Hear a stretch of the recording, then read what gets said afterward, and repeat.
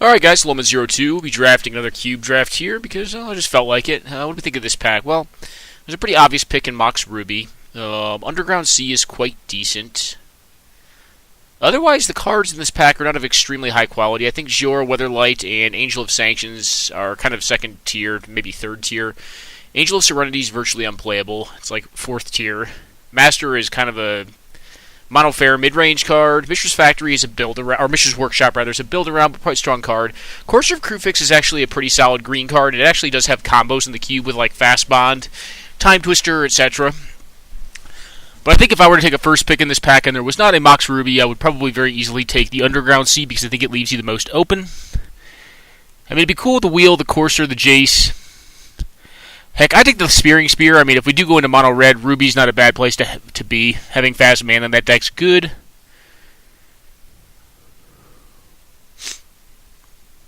Glenalandra is extremely powerful. I actually like Fact or Fiction as like just an open pick, though.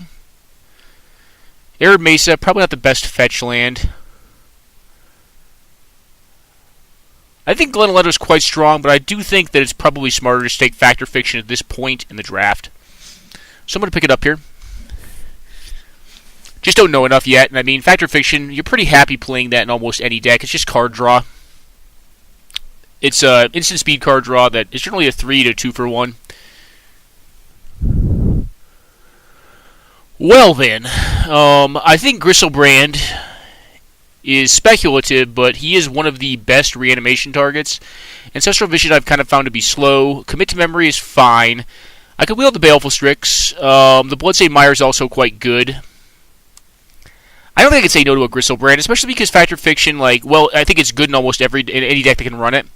I think it also does have a little more upside in Reanimator-based strategies, so the synergy is there. I'm not saying it's something that we're going to per se see happen, but Griselbrand is very powerful, obviously, if you haven't seen Legacy Reanimator-style decks or Tin Fins, etc. Pretty powerful when that guy gets on the board. Tends to end games very fast. So now we're probably going to be incentivized to take ways to cheat creatures into play or reanimate them. So like Show and Tell, Sneak Attack, just simple black reanimator spells. But by no means we want to force it. I just think when you are on pack 3, you have a little bit of opportunity to kind of take some high upside cards.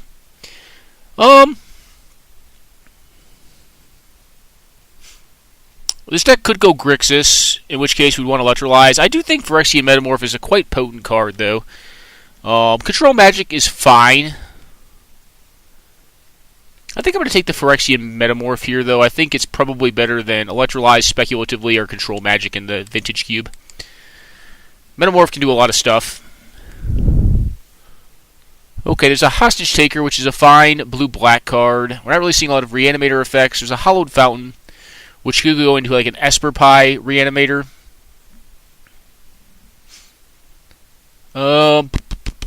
Botanical Sanctum.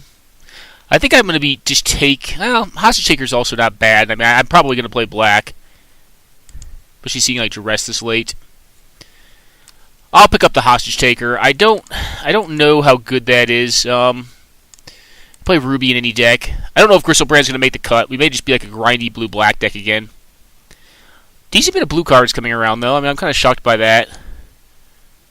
I guess the last decent one we saw was a pack ago. That one really just had Duress or Hostage Taker.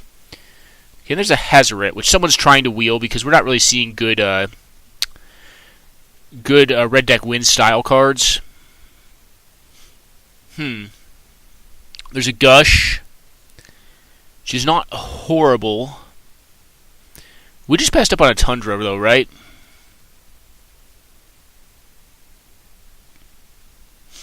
Maybe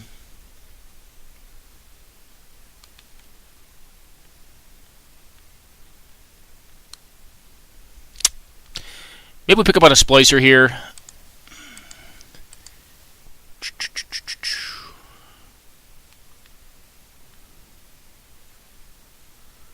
I don't really like much of what I'm seeing here.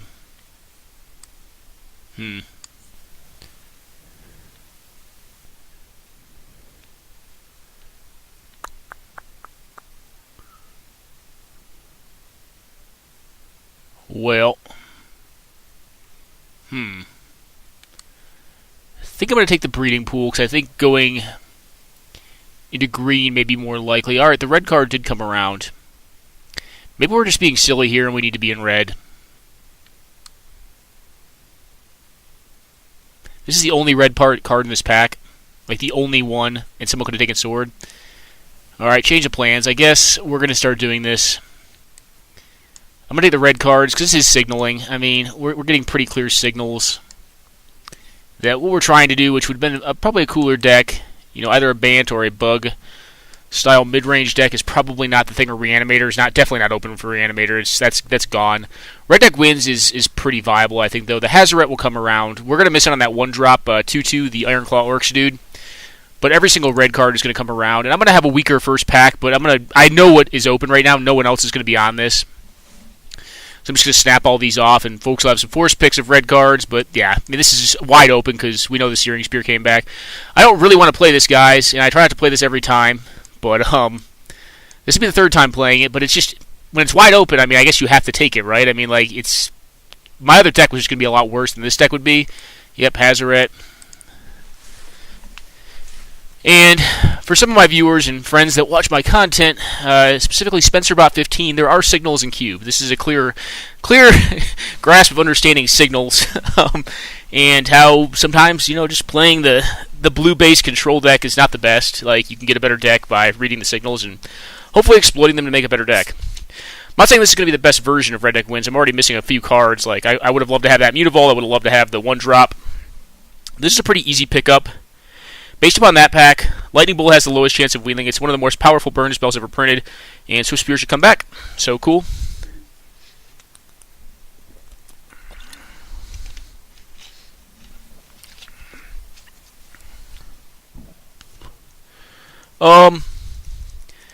This is actually tighter than you may think. Like, I really want to take the Porcelain Legionnaire here and try to wield the Incinerate. And I think... Gosh, I think I'm going to, because, like, it came around last time, right? Or, like, the Mishra's Factory would be fine, too. There's a lot of good cards in this pack, actually, that I would like to have. Like, these, like, I would play the Sword. I really don't want Dark Dwellers. I'm going to pick this guy up, though. I think the creatures are really important, especially this is a 2-drop creature. Alright, and there was this pack, which is just hot garbage. Siege Gang, top end, I suppose. FTK is not really where you want to be on Red Deck Wins either. It's fine in some matchups, but in others it's just completely dead. I think it's a better sideboard option if you have the depth of playables. Avalanche Riders is one of the worst cards for this deck. What are the chances of the Revoker coming back? So I do like Revoker a lot in this cube. But a Braid is my first way to deal with artifacts. I think I'm going to do something different here. I'm going to take the Signal S card and hope to wield the Braid, because I think there's a chance like no one's on red at all.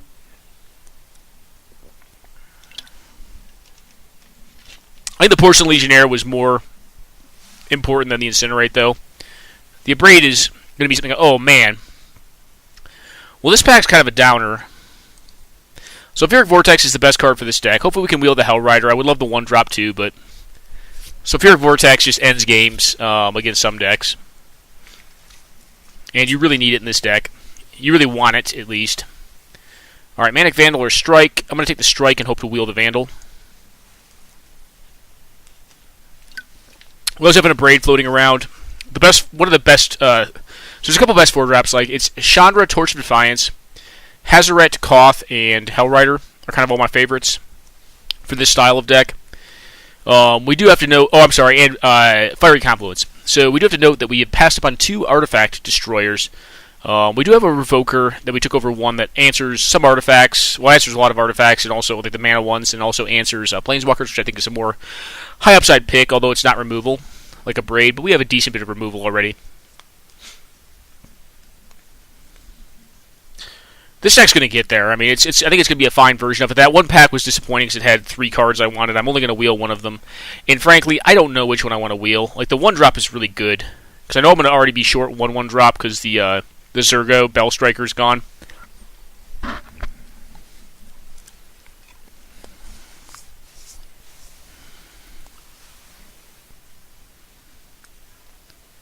Yeah, I'll pick this up.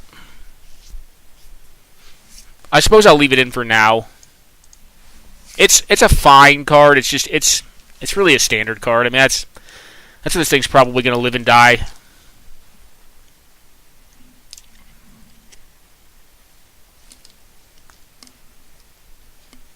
Unfortunately, none of those other cards in that pack that were red were really like red deck wins cards. I mean, you could play a Wear Tear, but when you have cards like Abrade and like Fiery Confluence and like Manic Vandal, they're obviously a lot better for this style of deck.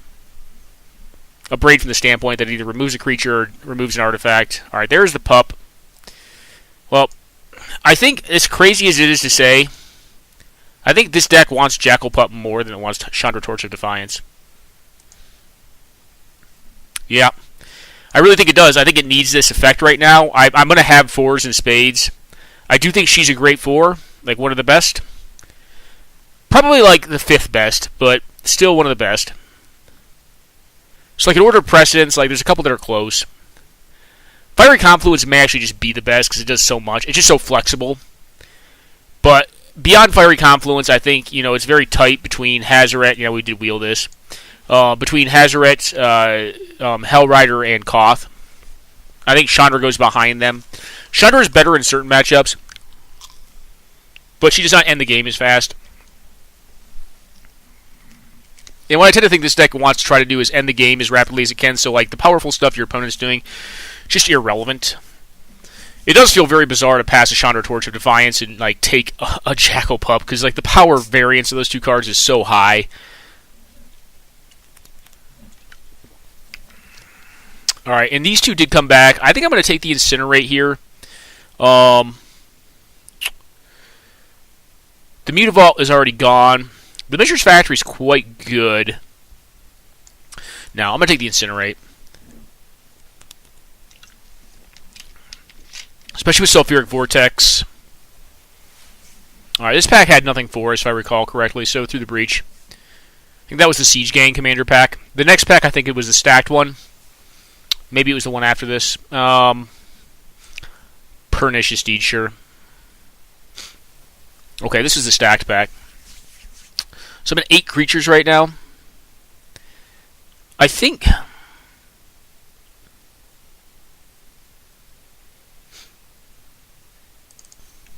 that was tight, guys. I don't know. I think it's Hellrider, though. The Abrade did not come back around, nor did the Manic Vandal. So someone is on red, they're splashing it at a minimum, and they pick those up for artifact enchantment removal. So I am a little short in that department. I do have the Revoker to do that. May have been greedy not to take the Abrade, but at the time I was looking at my deck, and I still kind of am, and I kind of wanted more creatures, like more permanent threats, especially in the early part of the curve. Okay, Chrome Mox is quite good, but this is a pretty easy strip mine, I think. And that is one of the effects that will make cards like Jackal Pup better than a Chandra Torch of Defiance. Just set games back and get an extra hit in with it. If it can do 8 as opposed to 6, that's a pretty big game. All right, now here, well, Shrine of Burning Rage is a very easy pickup here. I guess we could possibly wheel the Field of Ruin and sideboard it. That'd be about it, though. But Shrine of Burning Rage gives this deck a lot of inevitability. Obviously, we do have 3 colorless spells we're casting in this deck at this point. We're 19 with essentially 2 lands. This will probably end up being a 15-land deck, to include like the Mox and the Strip Mine. We'll see, though. I mean, it's really going to be predicated upon how many more 1s, 2s, and 3s we can get. I really don't think I want more 4s unless I pick up a Fiery Confluence here. Chances of that coming around, though, are pretty low, because I do think a lot of folks will pick that thing up pretty highly. Just seeing how fast the Abrade and the Manic Vandal went out of there, I think someone else is on it. But they may be de-incentivized from taking it at this point because it is a little bit worse. This pack's really bad. I mean, I suppose there are some matchups where we may want like a Sweltering Suns. I think I'll just take the Mizzium Mortars.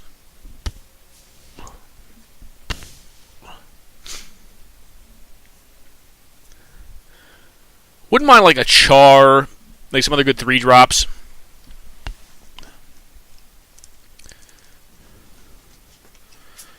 I think there's like 2 4-damage burn spells in the 3 spot.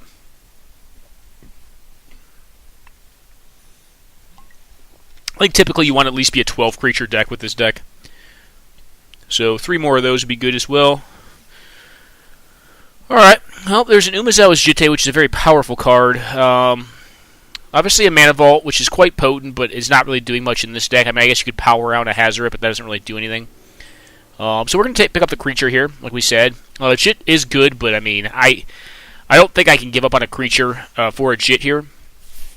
Now, Jit at this point is going to wreck us. I mean, I actually have 3 first striking creatures, so Jit is not horrible. We have Flame Tongue to deal with creatures. I guess you have Burn to deal with creatures too. Like, we can just kind of get around the equip cost against like a Jit. Batterskull will be tough, especially with no Abrade and no Confluence, and no Manic Vandal. Although those 3 effects, I like Manic Vandal probably the least. It's a little less efficient than the Abrade is. The Abrade's a little more flexible than it is, and better than both of them is obviously the Fiery Confluence. That card just wrecks stuff. Direfleet Daredevil's actually been a fairly impressive card to me in this cube. I actually don't mind it. It's obviously especially a little better in Vintage Cube because people are casting so many spells as opposed to creatures. So I think it's quite fine.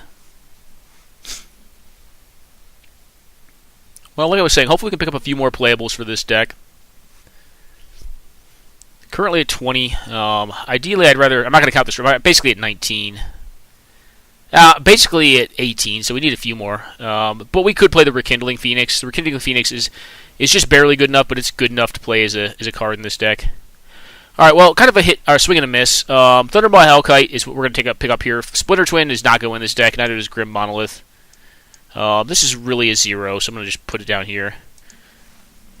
Thundermaw's fine, though. I mean, like, if you have to play a 5, it's one of the better 5s. Like, these dragons are probably better 5s than most things. Well, pretty clear pick here. Eidolon, very easy over a Glorybringer. I'm not going to take another 5-drop dragon. I've already got one of them, and I'd rather not play more than one of them.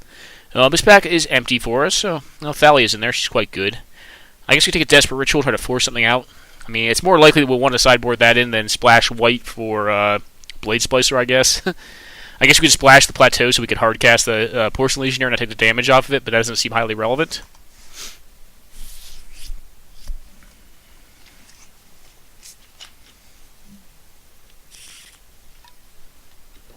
So missed a few critical picks in the first pack, but I do think we picked up on that this deck was wide open. I don't think anyone else is playing this style of deck. I don't think we're going to see any 3-drops that we wanted to see. And unfortunately, we do not have good ways of dealing with artifacts or enchantments, which is a deficit this deck currently has. I guess we have Revoker is about it. So we're just going to hope for more aggressive starts to hopefully finish them off relatively quickly.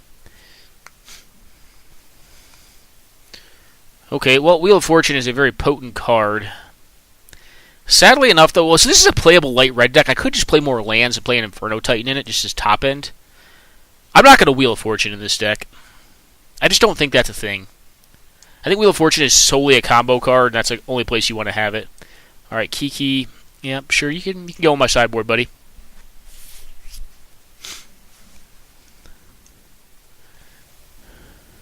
Alright, this was the empty pack. I suppose we could pick up a Skite. Skite may be better than Field of Ruin. Against, like, the mirror match, you could just, like, put this thing down and, I guess you get to block. It's kind of like sideboarding in, like, Clockwork Gnomes or whatever that card was, or Bottle Gnomes. It used to gain you life. It's a 1/3. It costs 3, gains you 3 life when you sacrifice it. It was played in Red Deck Windsmears. I don't know if it was ever good, but I think it's actually kind of bad, but,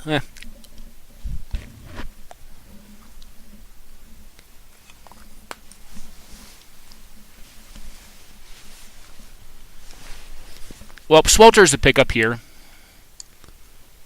We may sideboard into it against like weenie-style decks.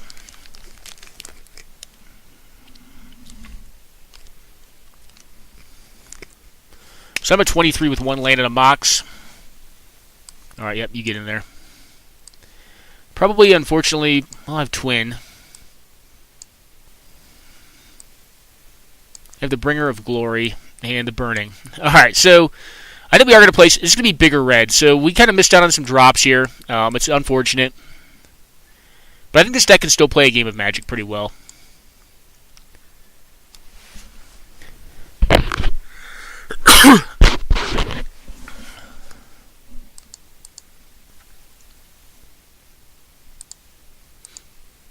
So this is a 17 lander, which, you know, one of them's a strip mine. Huh.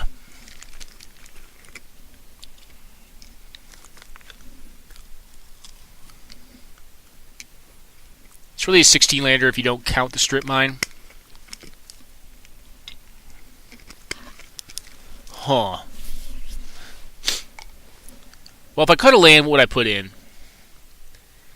It would probably just be another 4-drop Rekindling Phoenix. I don't think it's the Kiki Jiki or the Siege Gang Commander. I think this is the deck. I think we have to play a little more landage in this. I mean, we do have the Inferno Titan and the 2 Dragons. Maybe we were a little bit late on the bandwagon. I mean, it could be Phyrexian Metamorph as well. And cut the Titan, and well, no, we wouldn't want to cut the Titan. We didn't need to put another playable in if we're going to cut down to 16 lands. Maybe it's like this. Maybe we cut the Titan, put in this, which is essentially a 3-drop, put in Rekindling Phoenix, and then cut 1 land down to 16. I think I like this better. I mean, 16 plus a Mox, it's technically 17 plus a Strip Mine. I think I like this better. And quick pause, guys. We'll wait for a game. Oh, looks like we're on.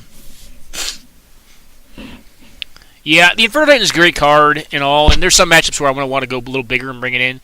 But I think I really want to have my threat density be extremely high, and because like the curve is going to work out. The Porcelain Legionnaire is a 2. The Phyrexian Metamorph is a 3. I'm still going to have a heavy 4-drop spot, but I think this can still work. It'll be a little tighter. Alright, well, here comes our game. And this hand looks perfect. Turn 1, Shrine of Burning Rage. Turn 2, Sulfuric Vortex.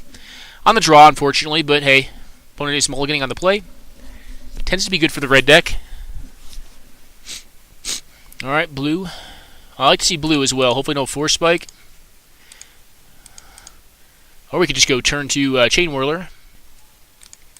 No Spell Pierce or Daze or Force Spike 1 time. Alright, nothing like that. If they try to leave up counter magic, I probably won't play anything. I'll just Searing Spear them on their end step. Alright, they're blue-red. So we don't want to Searing Spear them on their end step. Well, maybe they're more than that. Alright, Dak Faden. Stealing the Mox. Interesting.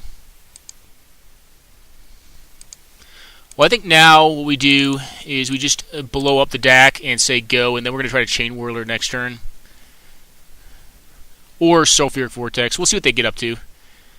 They could be the Twin deck, and the Twin deck's going to be a little tougher. Alright, they're like a Grixis Twin list.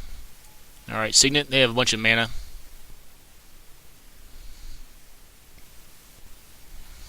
Painful Truths? Yeah, okay. Well, I think I'm just going to slam Sulfuric Vortex then. Is that right? I think it's actually better to get a Chain Whirler down. Chain Whirler is going to do more unilateral damage, and if they play something relevant, then we can, like a Batterskull or something, we can get down the Sulfuric Vortex and hopefully stop that. But right now, I think we want to just dump their life total down as fast as we can, and Chain Whirler does drop their life total a little bit quicker. I mean, it could die here, but if it gets to hit, it's already done 2 turns worth of Sulfuric Vortex damage. The best thing to see would be like Batterskull, just drop the Sulfuric Vortex and say, okay. I don't think we're going to see that, but we'll see what we see. It's just a big walker. Alright, Tezzeret. Oh, what do you get, like a Winter Orb? I guess you could Winter Orb me. Alright, they're just going to untap. Oh, okay, so we do need to attack their Tezzeret. That is true. Because this only deals 2 damage to a player now.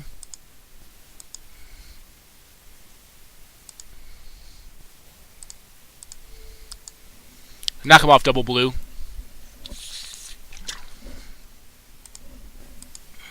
Hit Tezzeret first. Hopefully... Yeah, I mean, if...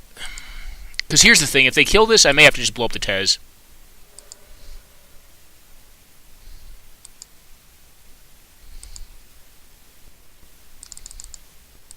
Alright.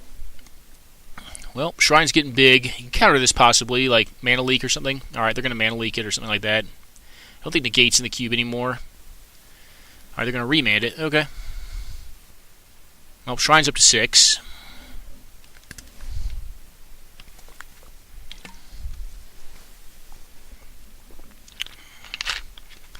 Not feeling great here. I just don't want Tezzeret to ultimate here and kill me in one hit.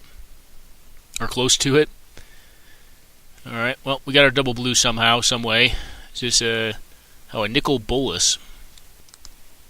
Okay. Well, that's miserable.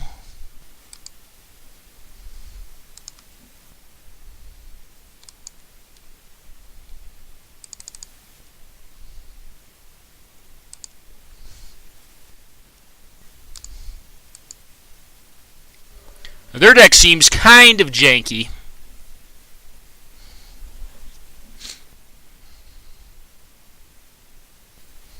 Okay.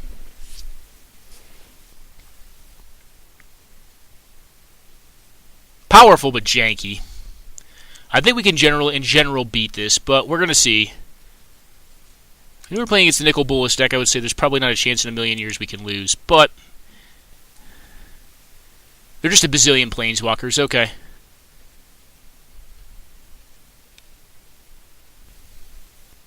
Okay.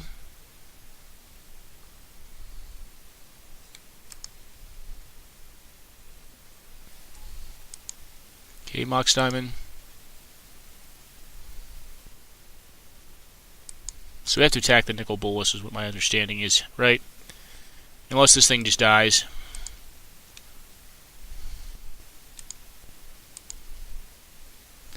Oh, I think we are quite dead.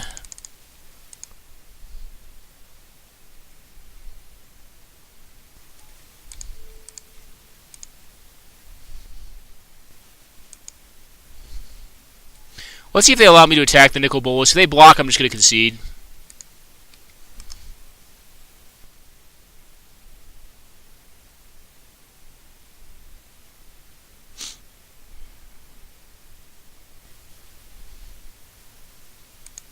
Alright, concession.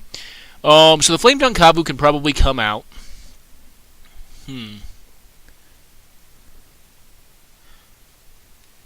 Mizzy Mortar is horrible. Huh. Maybe we just go with the big Inferno Titan plan. No, we just need a fast draw against this deck. So we're going to resub. And hopefully they don't hit as much artifact mana. Dak was pretty good. Their mana is going to get them sometimes, though. When it does, we're just going to get them. But yeah, having an answer like Nicol Bolas, casting Nicol Bolas, is a pipe dream in my opinion. It worked out there. Alright, this hand's pretty good. I'm going to keep this. I'm not exceedingly optimistic about it. But I have a 1, 2, 3s. If I hit a land, I should be okay. And I think you really need a 1 against this deck. I don't per se think it gets better if I go to 6 there.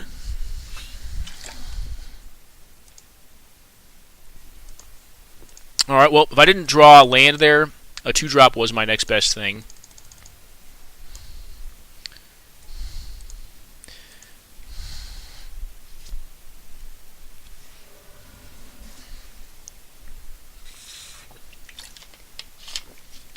However, Dak Faden is possibly in my future. Well, miss. So if they Dak Faden, they can steal the Porcelain Legionnaire, and then I can cast the Goblin Chain Whirler to get it out of the way again.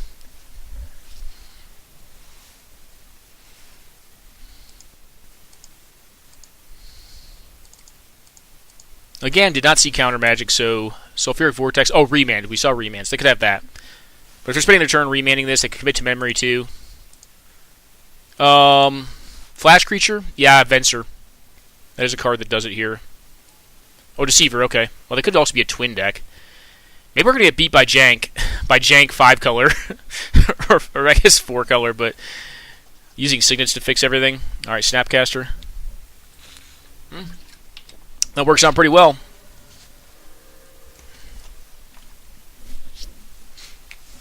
Oh, do you have the twin?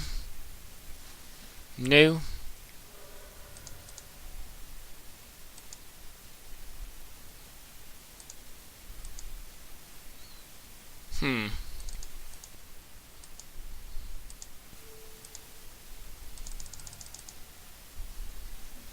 I'm going to actually copy the Gruul Signet.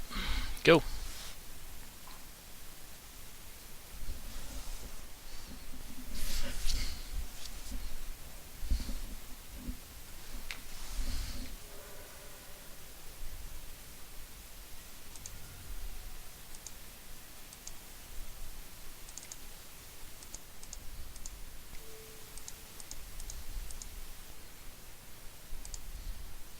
Well, remand. Yep, remand. Well, land Thundermaw I think still wins us the game.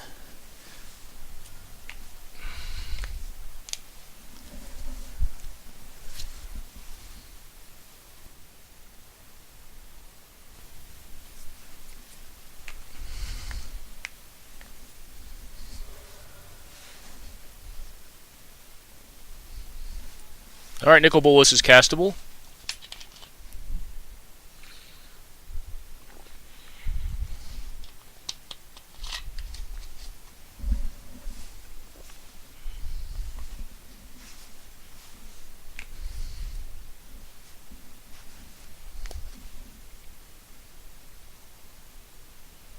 Have not drawn extremely well here. I mean, we are a higher land count red deck wins deck and really not hit lands that well.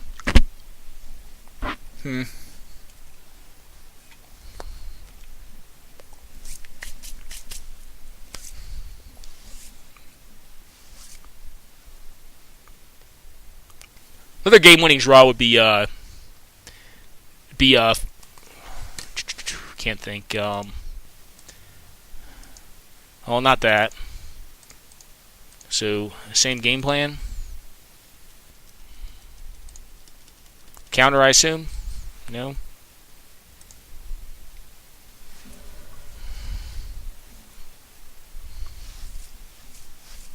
If they have a burn spell, they could do it too.